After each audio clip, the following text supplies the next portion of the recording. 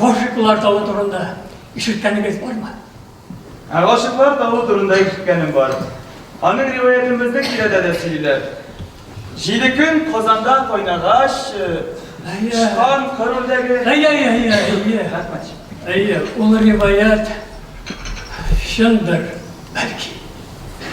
Halbuki akıllırak. Okularak... Şöyle... Şimdi... Zor kız bulgaş... Eytelim mi? Mene bu ağaçların küresin. Anı tütünle küsüp gitkenler.